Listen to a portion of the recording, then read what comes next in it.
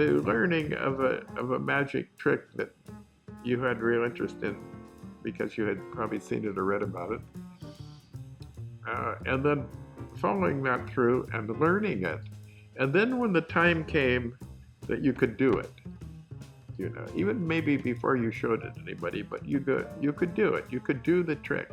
I found that very much like finishing a painting. And then after it's done, you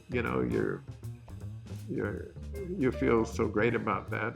And then what begins to come into and begins to settle into you is, that was pretty good. Pretty good trick. Not a bad painting, but maybe the next one's going to be better.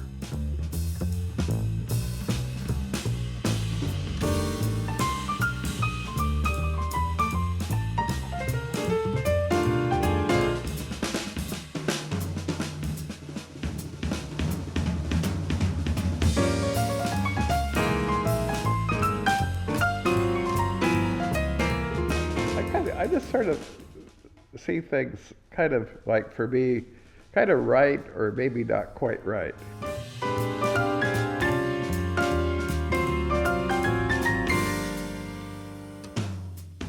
And that's the intuitive process, and I think isn't that kind of what a good part of art is all about? It seems to me it is.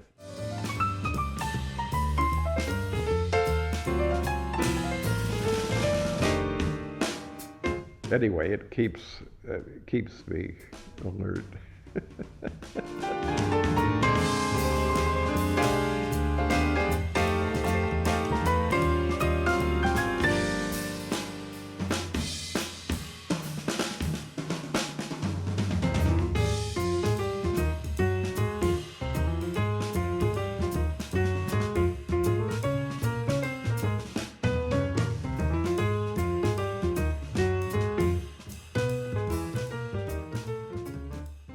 My preliminaries could come about all over the place. I could work my tail off making drawings and sitting down and saying, for example, today or next 2 days or next week, I'm just going to make drawings. I could do that, and when that little period of time is over, say a week, I could figure that maybe I didn't accomplish very much.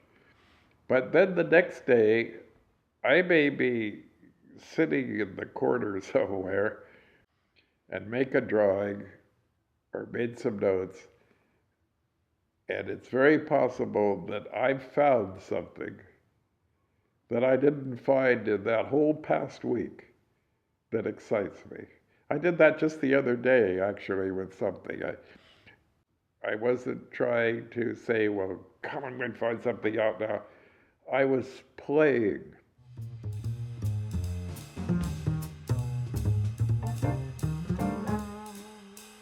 But the creepy part about it is, you can't always be the boss. There's something else there. Something else tells you when maybe something's going on.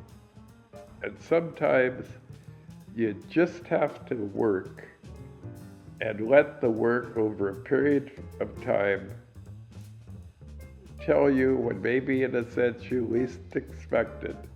There's something here to think about. I think the discovery part is the crux to the whole thing. It seems to me that it's kind of why you're doing it, is to find something that you can live with, that's created a new kind of excitement. For me, the rewarding part of art is when something comes out, not necessarily spontaneously, but when something comes out that you can really feel that you're not bullshitting yourself. That you can look at it and say, hey, I got somewhere with this thing. This is kind of maybe what I do or what I'm going to do, or it fits in with my thinking about things. And then, and that's, in my opinion, kind of why you do all this.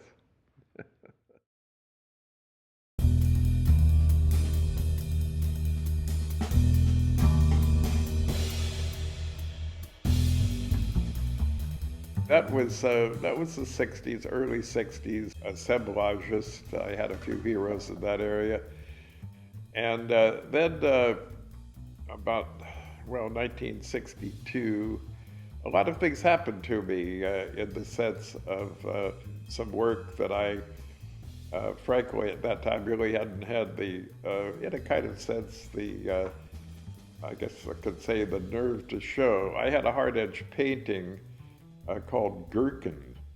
My old gallery dealer at the Lexi Gallery named the painting Gherkin because there were two green balls on either end of the painting. And he said, well, he said, it could be a pickle that's hidden back in there that we that we can't really see except the ends of, which I thought was pretty amusing. But that painting I had done early and not shown it.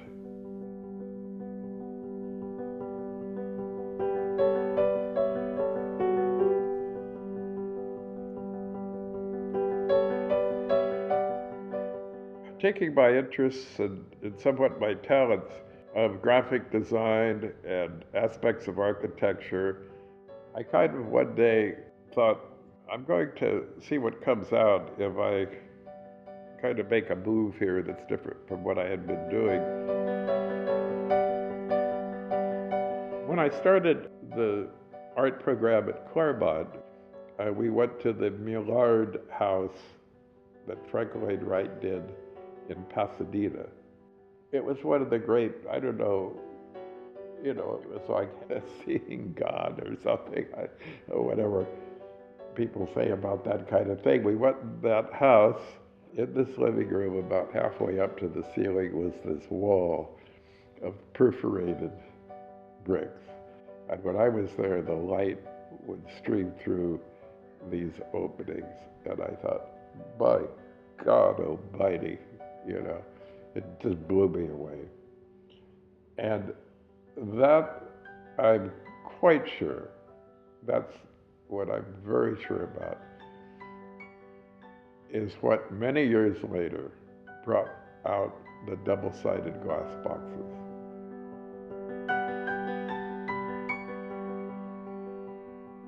They had two sides, and they had some kind of a small opening. They were stepped down on each side. There was a series I did where they had a letter in each corner making a word. So one side would say H-A-R-D, hard, and you went around the piece and it would say edge, hard edge, which was a term that had just somewhat come into the abstract art world at that time. And I remember a short time later, maybe after I had done 3, 4, 5 of these, I had a call from a museum person, and they said that they wanted to invite me to this sculpture show. And I said, well, God, I said, I'm delighted, but I said, I'm not really a sculptor. And they said, well, we don't care what you call yourself. We'd like to have when they were being nice about it, but they said, we'd like to have one of these new pieces in the show. So that got me started on putting together, over many years, thoughts about painting, sculpture, architecture, and so on and so forth. In other words, I had, for the first time, really taken and put so many interests and thoughts into a whole, I guess, and that was quite a moment for me.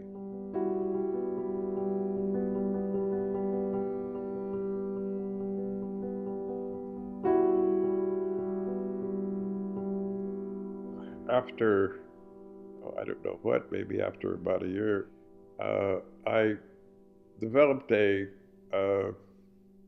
piece of freestanding sculpture.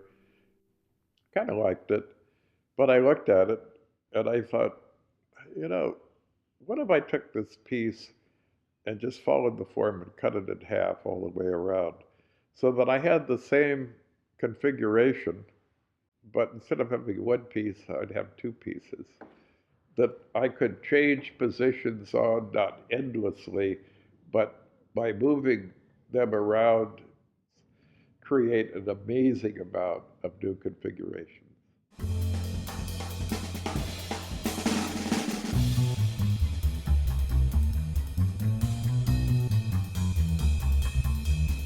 And from that point on, things quickly developed.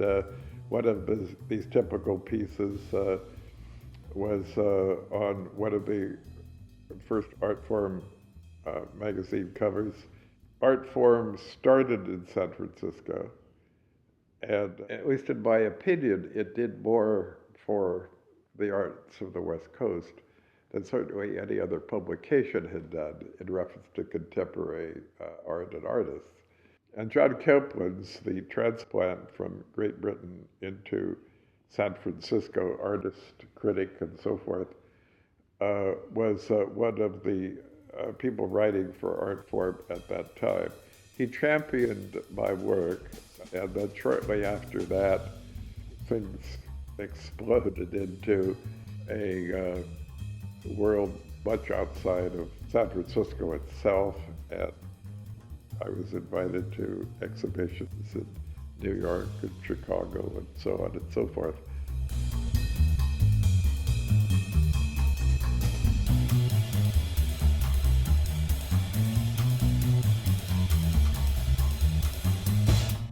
And that was, to put it mildly, a hell of a thrill.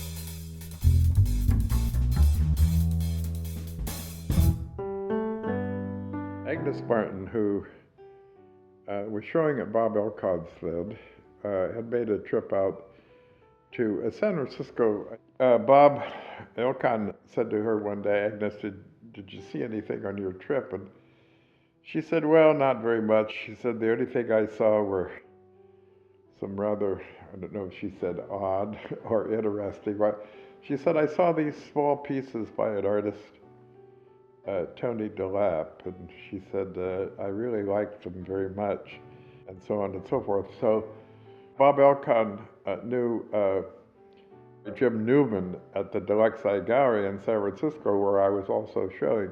And Jim had made some overtures for me to have a show with Bob Elkan in New York. And so this bit of Agnes Martin coming out and seeing my work, and then this also very recent tie-in with Deluxe Eye Gallery with Bob Elkan in reference to me showing there, all kind of pretty much happened at just about the same time. So anyway, that's how I had my first show with Elkan.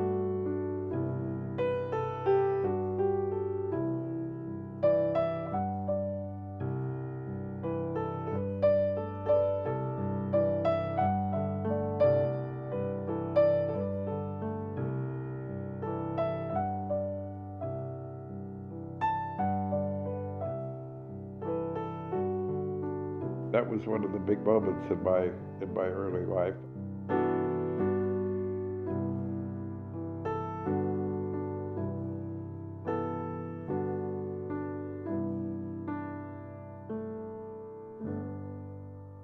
Conceptually, I thought a lot about two-dimensional space and three-dimensional space. And I think the reason that I was always, a hybrid painter is because I have felt so strongly about the painter's space and the sculptor's space.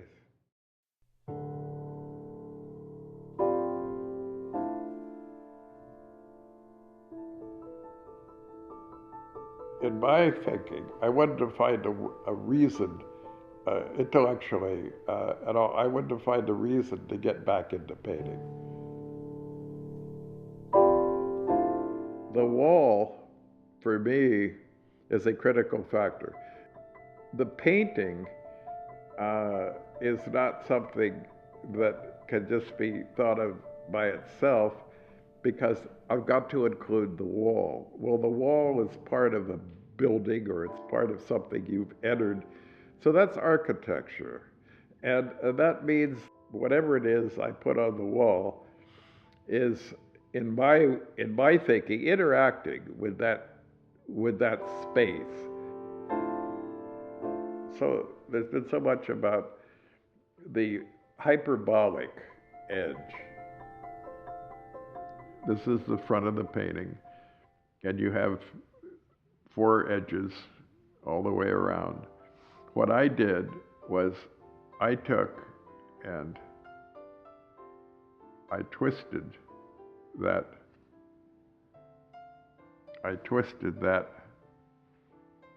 edge right here, so that when you have that against the wall, you can see that it cuts back.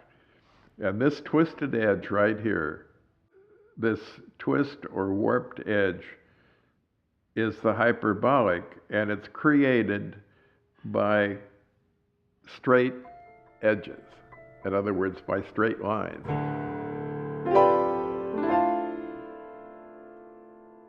A good part of my thinking was that, what do you do with a painting when you run out of painting?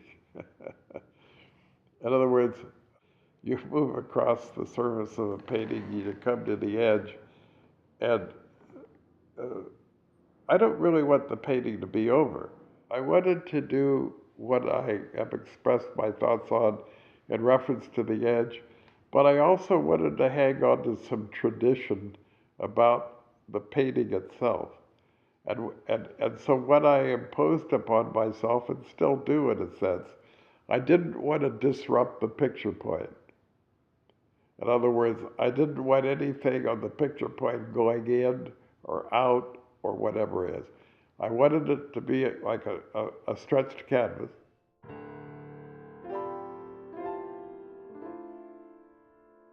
It's not like a frame to just hold an image within a shape. It's where the shape becomes the reason for its being.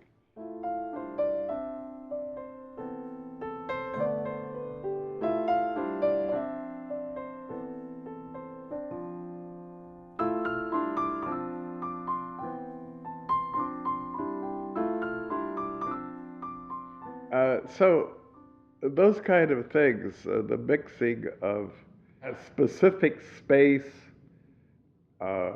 physical space, two-dimensional space, illusionary space, that's so important to me.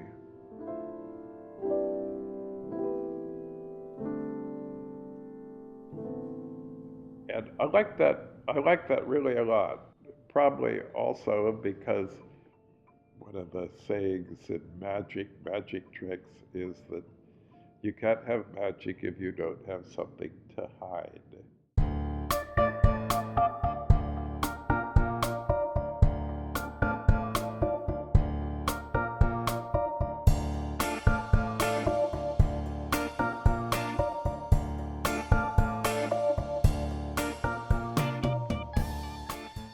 Okay, Dale, I'll just ask you to take a card here, and it really certainly does not make any difference at all.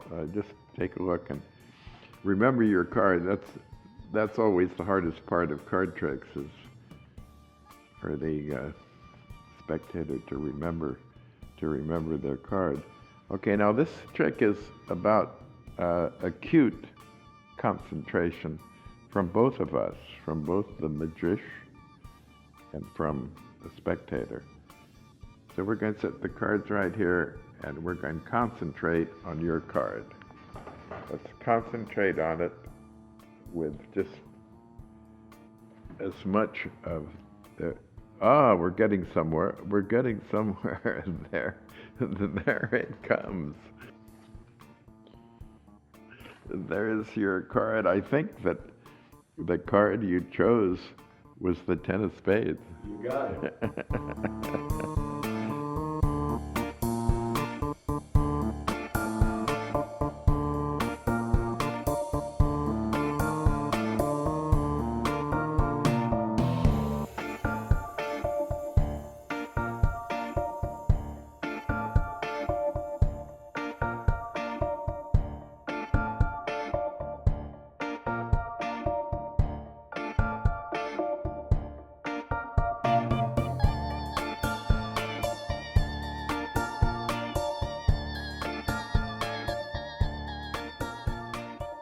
I think one thing that magic did for me through the years, and I don't mean to be melodramatic about it, but I found that the kind of low points in one's life, and I think we all have them from time to time, that I found that magic was a real friend.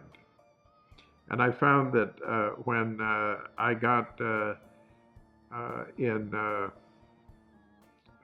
that kind of a situation for whatever reasons, that I could retreat to a deck of cards and learning a new trick, for example, and that it was a great help. It was, in a kind of sense, a real medicine to, I guess one could say, the blues.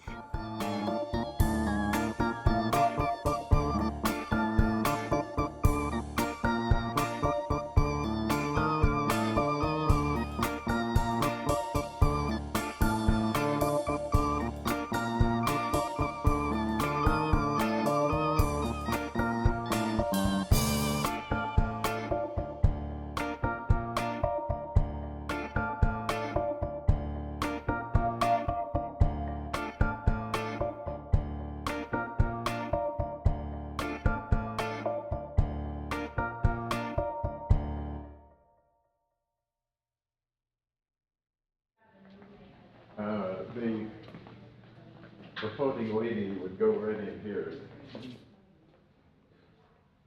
I think this piece gets bigger every time I have a wall, a solid wall here. Okay. This silver is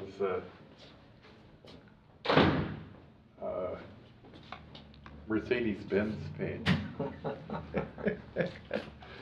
The guy who painted it was a friend of mine, a great guy. He was a guy that he'd take a demolished Ferrari and rebuild it, you know.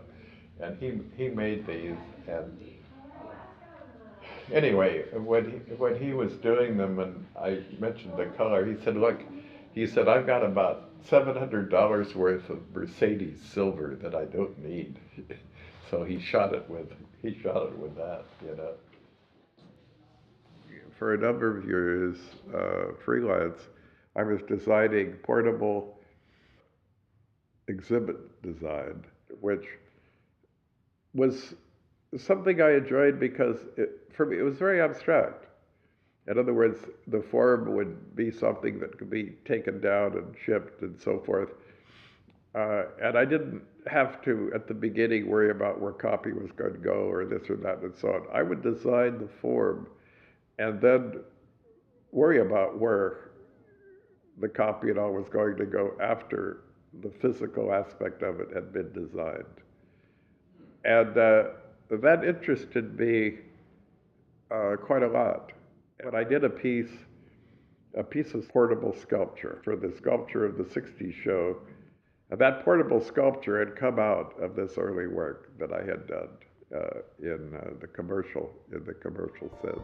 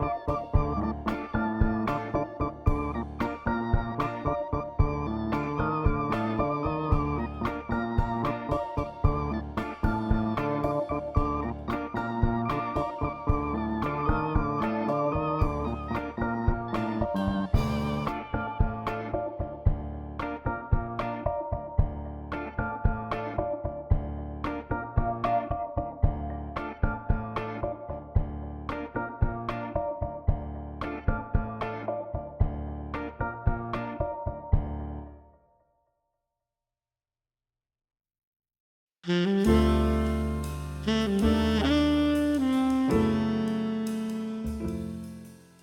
far as sculpture is concerned, I did, uh, in the early, and I'm going way back now, in the early years, the 50s, I had a very good friend who is in Laguna Beach now, Paul Darrow, who a painter and all, who I first met when I was a student at Claremont. And Paul and I scrounged around for work, and we got some jobs doing murals. And I mentioned the murals because of the physical scale. In other words, if you're doing a mural, you're working on a wall. Well, that wall's a building usually, or something, certainly at building scale. One of the first jobs we got that we were pretty proud of was to do a mural in Tomorrowland at Disneyland for Kaiser Aluminum. As a matter of fact, one of my favorite little stories that don't amount to much was we're up on our scaffolding, painting away, and Walt Disney walked in and looked up at us, and he said, "Looks good, fellas." And Paul turned to me and he said, "We just met Walt Disney." So that was kind of the high point, I think, of our trip there. Yeah, this was a period that was kind of a lot of fun in my life. We got contracted with the Broadway Hale stores. We designed wall treatments for various departments. It was at a time also when we thought we were making more money than any artist in the world, because we were actually involved with a union, the sign painters and wallpaper hangers union. And one day we were talking about how fortunate we were to be making I think it was $10 an hour. And Paul said to me, he said, we're making the same amount of money as a MGM starlet.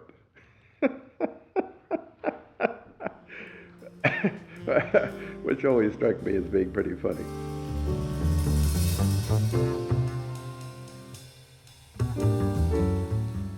I mentioned this because this was scale.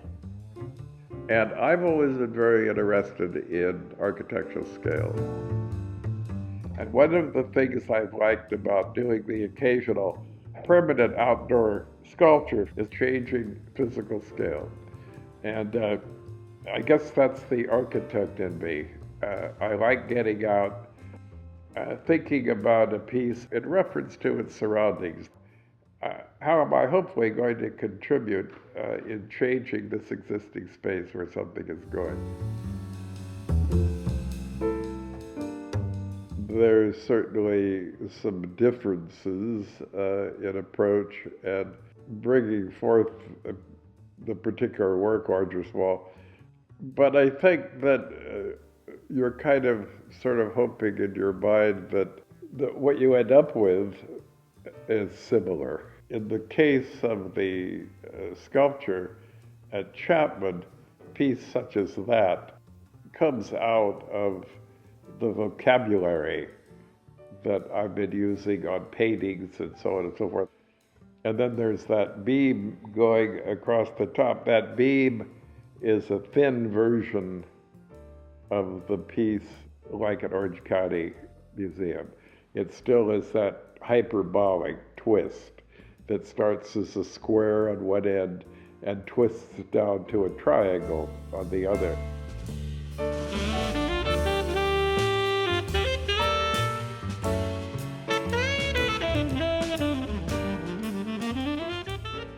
The first full-blown art piece I did of large scale was a column, 3-foot square, and it was a step down all the way around vertically.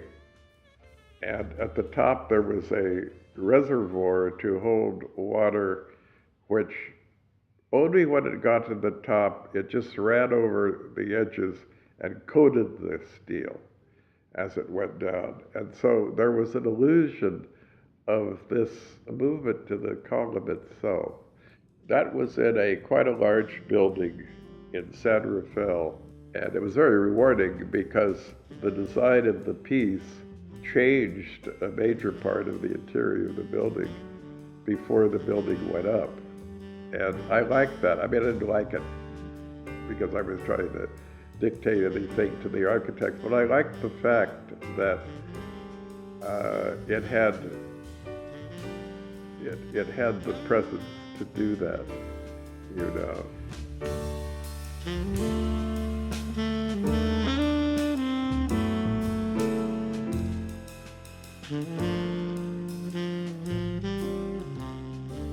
The Big Wave actually was a competition, was open in 1982, and I think there were a good number of artists, some architects that entered. And I happened to have won it.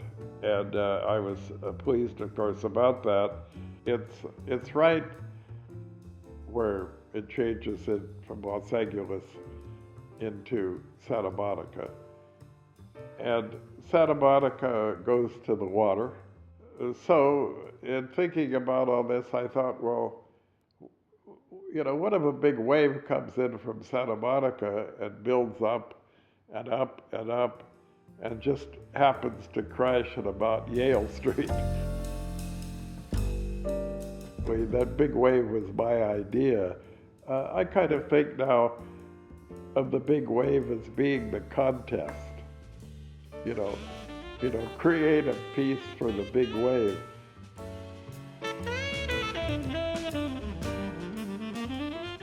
In my own thinking, what I wanted was, in reference to my regular work, I wanted to bring forth a piece in real space that made reference and involved itself with my drawings and other pieces. In other words, it came out of my work. I wanted to try to make it somewhat non-architectural. In other words, I wanted it to work not as something holding something up. I wanted something that was a linear complexity in space. So as you moved through it and looked up, that form changed for you.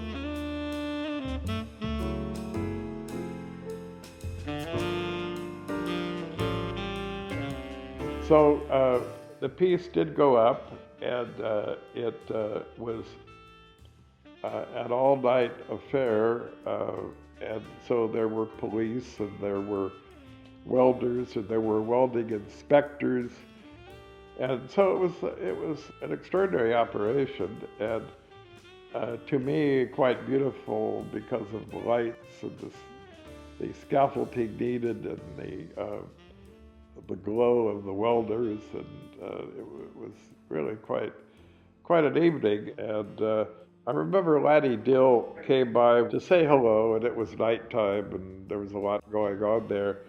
And Laddie said, you know, this is really interesting, because he said it gives people who really have no interest or knowledge of contemporary art an opportunity to drive under it.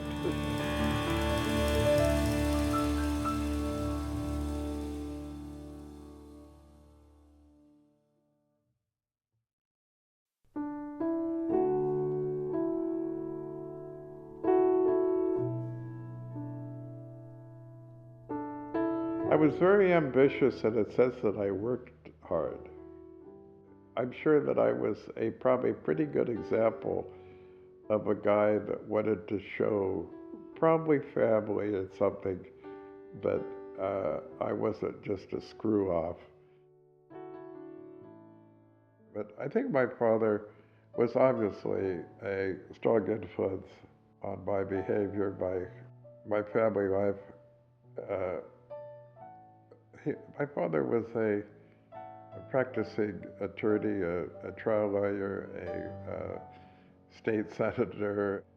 He was a guy of impeccable, how do you say it, of impeccable decency. I used to talk to my father a lot about this and that. I remember once he said to me, he said, I don't think, anything between two people is particularly important. He said, unless there's children. He had, just the way he felt about things,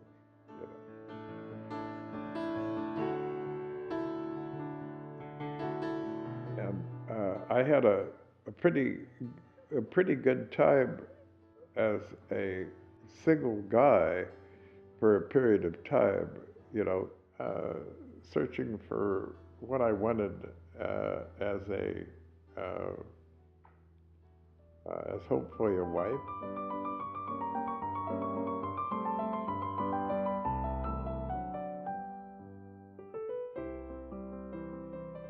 When Kathy and I met and got together, it just seemed all so correct. There was something, something very unspoiled about her in a sense. And then we were married in '64, 2 days after Christmas.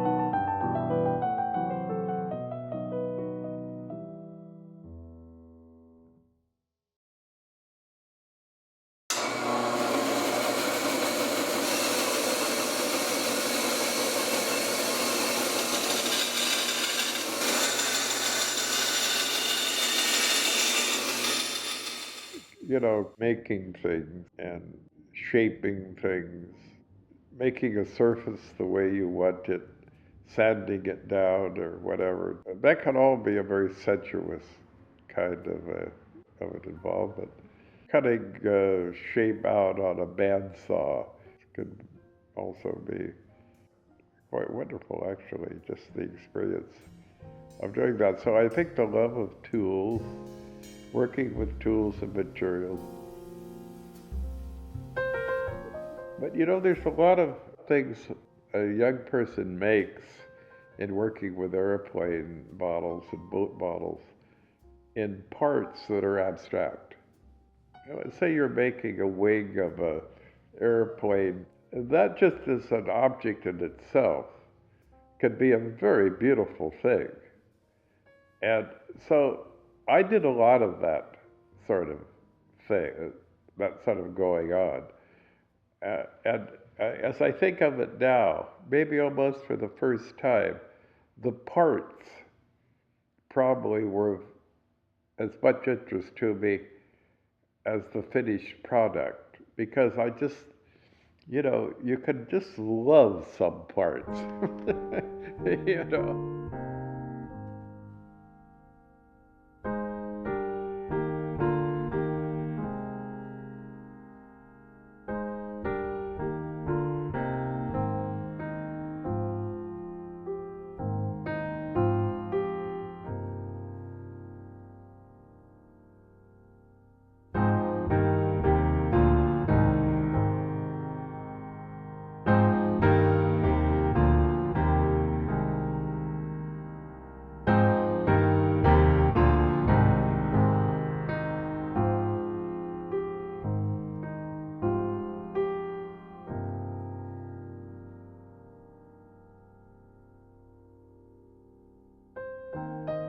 I'd come across a little book or something that said, get a bar of soap and then follow the directions and you could carve a bear or whatever.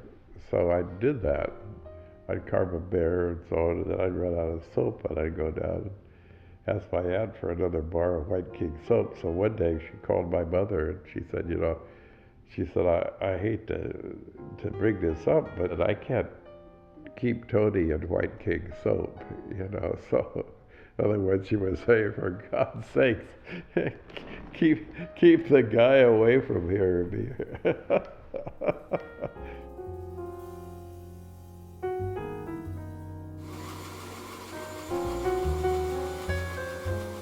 Having other people do work for me and so on was something that I didn't like.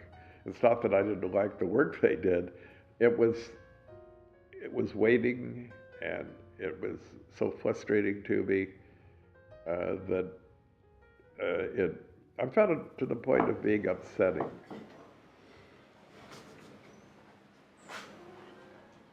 Perfect tone. I would take something, say, to the machinist or something, and all nice people and did good work, and maybe they'd say, well, I'd take it in on Monday, and they'd say, well, how about Wednesday evening? And I'd say, fine. So I'd go back on Wednesday evening, and often, gee, I just didn't get a chance to get to this. So then I'd wait up maybe another 3 days or a week or something. It drove me crazy, And that was the thing about farming things out and so on that I didn't like. Now, so much fabrication by the early minimalists in New York was done outside. And also by a number of people on the West Coast, depending on what they were doing. I never liked it. I'd had a short kind of, involvement in that. Aspects of it I liked because of the result.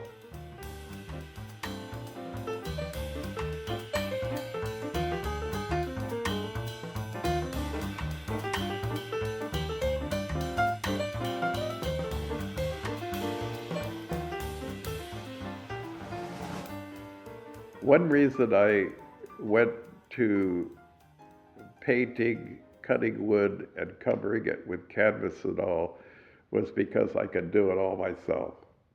I just like to be in my studio. I like to be in where I could paint, where I could draw, where I could just, really do it all without having to rely on others, and that seems to have been more West Coast, a bit closer to the guy at his garage putting together the hot rod or something like that.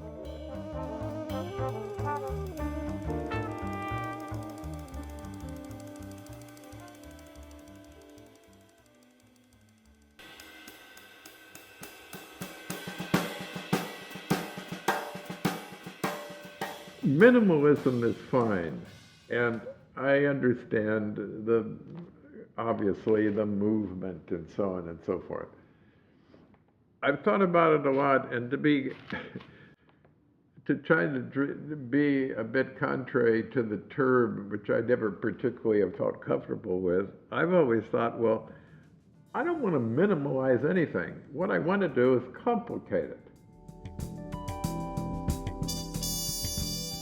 It seems that I'm always trying to compete in a kind of sense, I guess, with my ideas. And before I could get really into making a painting, it seems I have to have a pretty good idea of what the problem is I've set for myself.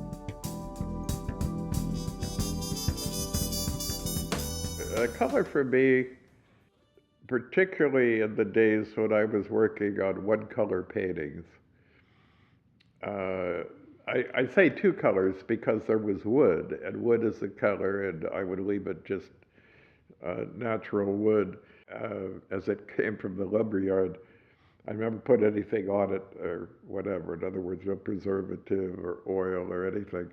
So the wood, but the wood, of course, has a specific color. And then what color, let's say, is the painting, the expanse of the painting itself, And that's a very hard thing I find it kind of impossible to say in any concrete way how I come to a color. It's the only thing I can say is, which kind of gets me off the hook a bit, is that it's a intuitive process that I can't explain except to say that I have worked for days on color, and uh, I know it when I see it, and I can't really explain it any better than that.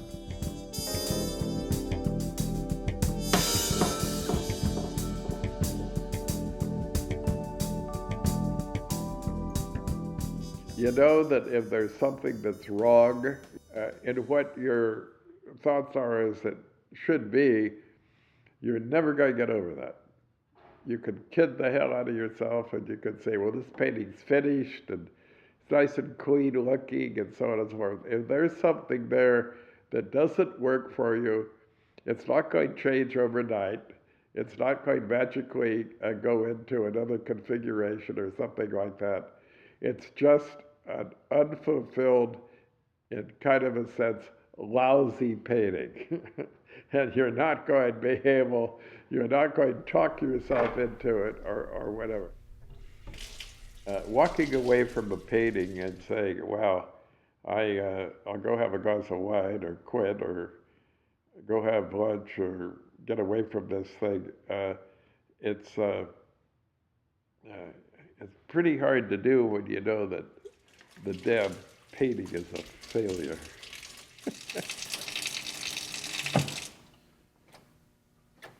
So you start out with an idea, but I think what you think are good ideas very often, only in part maybe, do they enter the success of the final work, and probably the excitement about what you start out to do is necessary to get you going, but it's probably going to change, and maybe change drastically. And I think that's where the art comes in.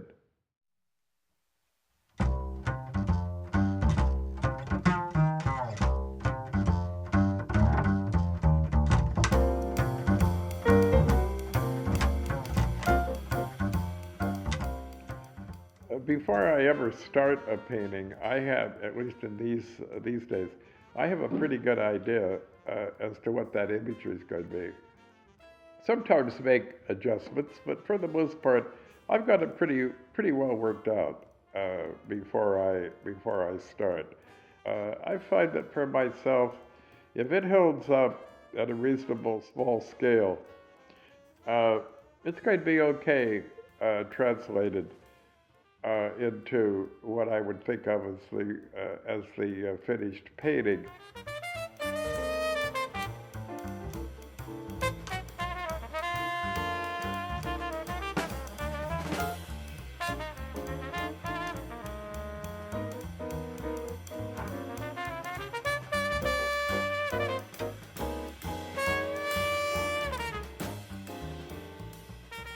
In the old days, when I was painting large scale, I would attack the canvas.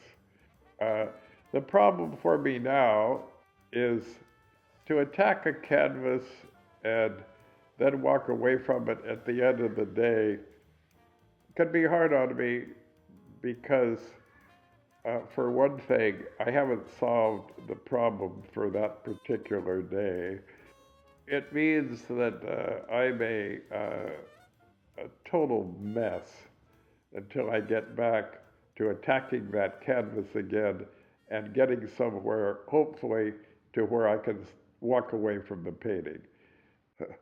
And I liked that, but I found that it was, it's exciting as a process, but it's hard on you in a sense, and I think I can rationalize it now by saying, well, maybe that's a younger man's game, you know.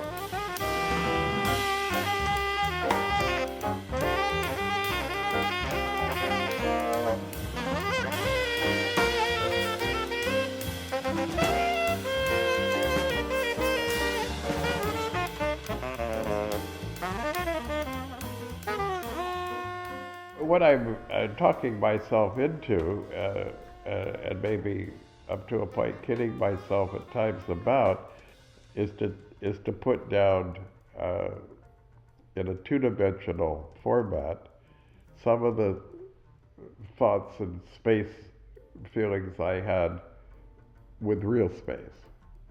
So, and that's in, with bands and intersections of this and that and so on and so forth. So, where I can see, things come and go, and the difference is that two-dimensionally you can read form often several ways, depending upon how you want to see it or read it.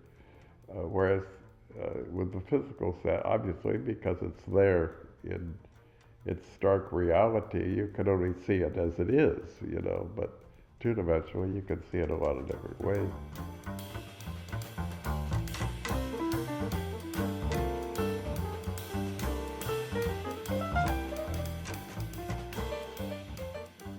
What I want to do as a so-called minimalist in my work is, coming from San Francisco, people will comment on, how beautiful it is when that veil of fog totally eliminates that Golden Gate Bridge and that space, and so on and so forth. And I think that could be a beautiful thing. But my own personal thoughts are, I like it when that fog goes across and eliminates all of the bridge except maybe a tiny little bit of tower that sticks out from the top. And to me, that's kind of the way I feel about my painting. I like it if there's that field of blue, but I want to be able to live with that little thing sticking out, whatever it is.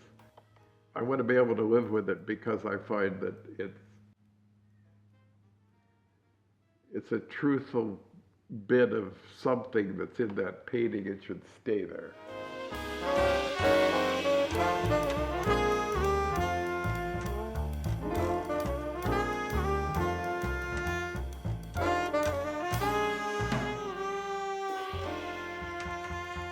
My way of working now is certainly more methodical, less emotional, less cognitive in the working process. So as I've gotten into older age and all, and doing the paintings as I'm doing now, taping and so forth, I find that this process, because of a kind of preciseness of nature, is rather calming.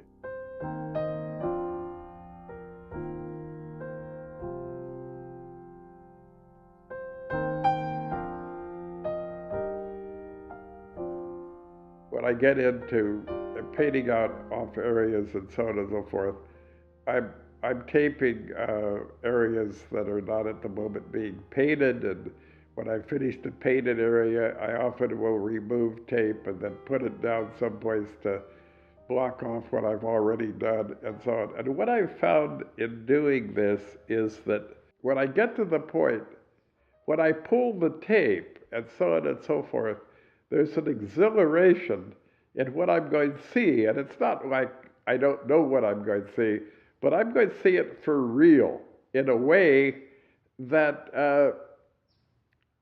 is really, really interesting for me, exciting, actually. And I like that.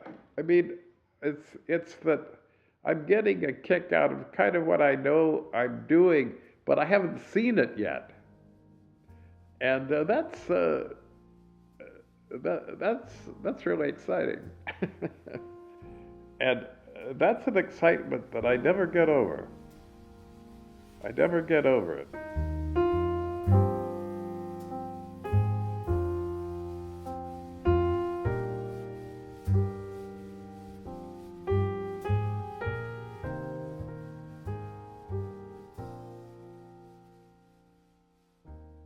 at UCI, we had to hand out to the students a bit for them to write down about how they liked the class, you know, and then it was an evaluation in a sense by the students, and then they would later give us back the students' replies. I had this one student, and I assume it was a young lady, simply because of the way it sounded to me. But anyway, it said, "I liked Mr. DeLap's class, but sometimes he went on and on and on until I thought I was going to die."